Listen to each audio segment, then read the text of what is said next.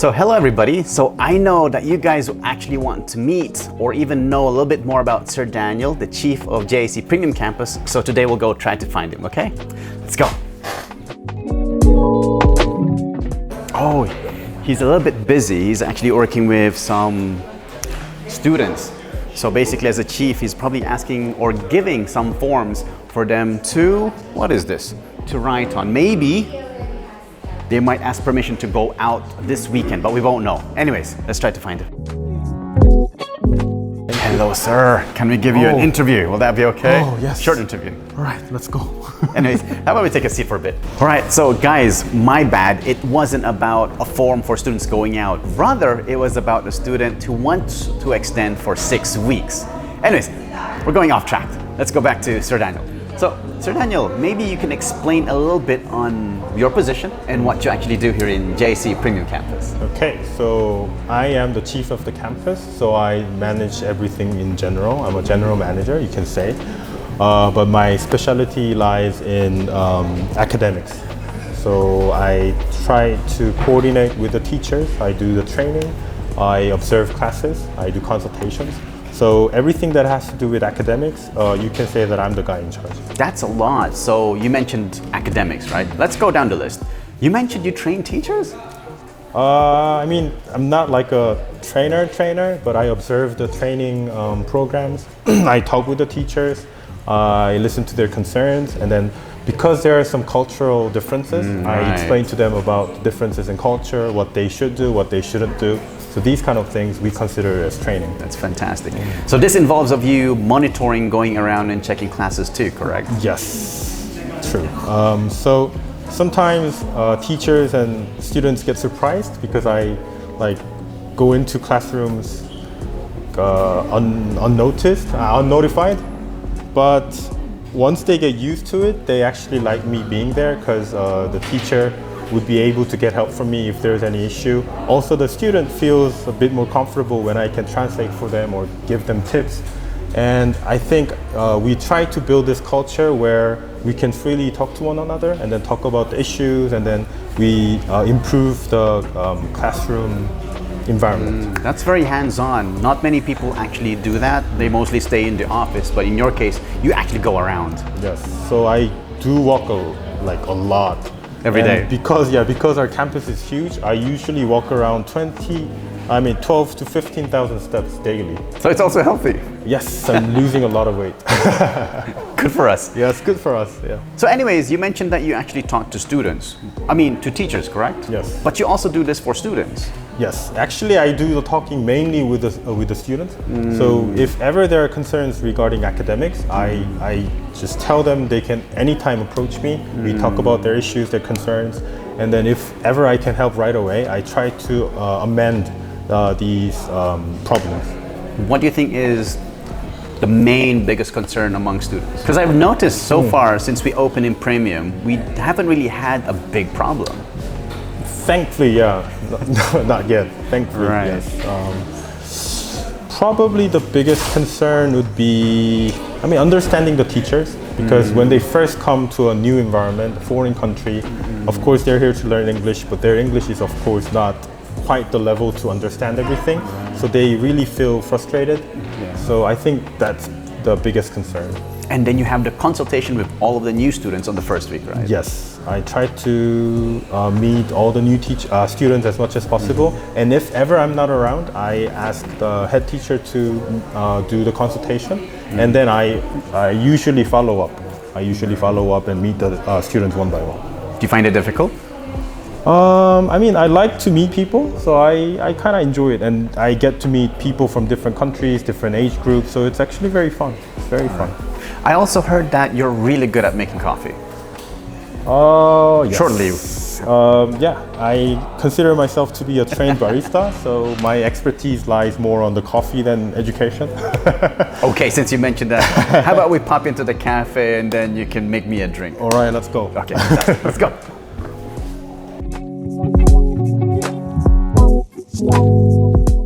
So, I've actually heard that you didn't really stay in Korea. You were also studying abroad, is that correct? Oh, yes. So I first came to the Philippines when I was grade 5. Grade 5, I see. And I stayed here until grade 9. Okay. I moved to Oxford. Oxford, yes, like in England? Oxford in England. Wow. I did my high school there, and then I studied in London for my university and my master's.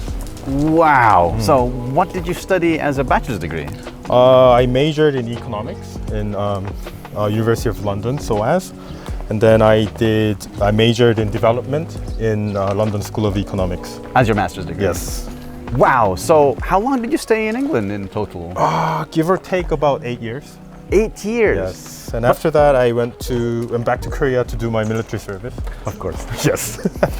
But for your degree and your master's degree, the Yes. university that you actually went to is like one of the best schools in the world. I guess, yeah, it used to be. You don't have to be modest or humble, it is.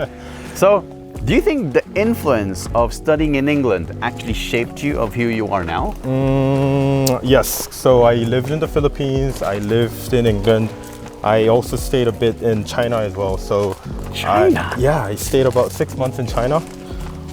So those experiences actually kind of gave me the, I guess, multicultural and understanding of the international environment. And if I relate that to my career, Yeah. I know how difficult it is for a foreigner to learn a new language. Exactly. Yes. So in your case, so you learned English in the Philippines, of course, but then you started learning English in England, which is like, I believe, I hate to say it, a different level. Yes. Was it difficult? I guess not so much. Because even though because there is this perception that, like if you go to England or Canada or Yeah. America, they speak better English. But I think that's not the case because people in the Philippines, they do speak good English. And of course, there are differences in the words they use. There are some terms that are different.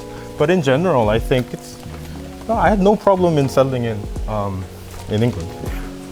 All right, so anyways, we're almost there. I'm gonna be asking you to make me some coffee. All right, let's go. Thanks. Let's go. As mentioned, so Sir Daniel is gonna be making us coffee, which is very rare, so I'm gonna get free coffee. So how about we go inside and then we're gonna be asking him some questions about what he's creating and then just a little bit more information about him being a barista. I'm very curious. Let's go. Anyways, what are you creating? Trying to make Americano for you guys. Oh, cool. That's fantastic. Is it difficult? Americano is, I don't know exactly, but is there like a certain way to make it?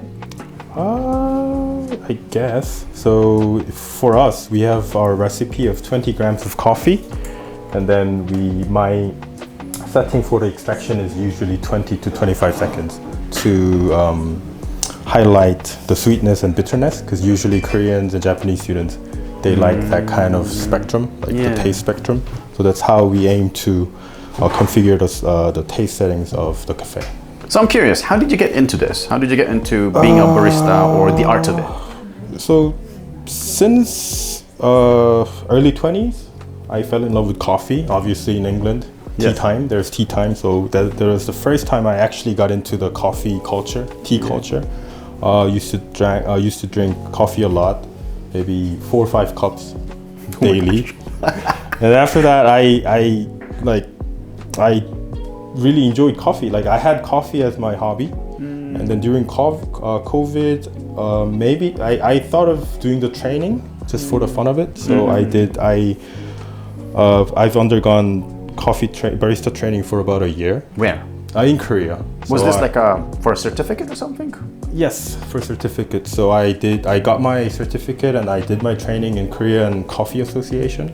So I actually have all their certificates. So I'm now able to train and give out licenses. Wait, again, so I have to repeat that. So now you can train and you can give certificates to students? Yes, so we are now registered as the official training center for giving out certificates. Wow, so hypothetically, like say we get some students who wants to get certificate. Yes. They can come to JIC, train under you and still get the certificates? Yes, Whoa, that's fantastic. Okay then, so I'll be waiting for your coffee then. All right, let's go. Right, so thank you very much. So cheers. So this is your Americano, right? Yes. Cheers. Wow, thank you very much. It's really, really good. You're welcome.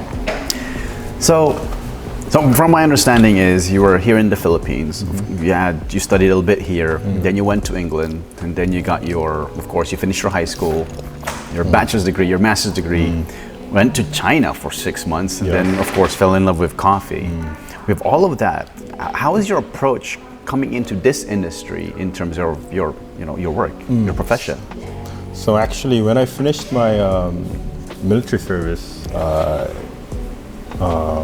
my vision or my dream was to establish a school because I was interested in education. So luckily, I had a chance to work in an international school. Yes. And I had to deal with lots of students and juniors. So I was working in that field for about 6-7 years. Wow. So I guess so it's my first time to actually do the first time to deal with lots of adults, but I had my experience in teaching juniors and students. My expertise lied on doing ESL courses for students who had to settle in for regular schools, and also I had to consult high school students in sending them abroad. For university? Yes.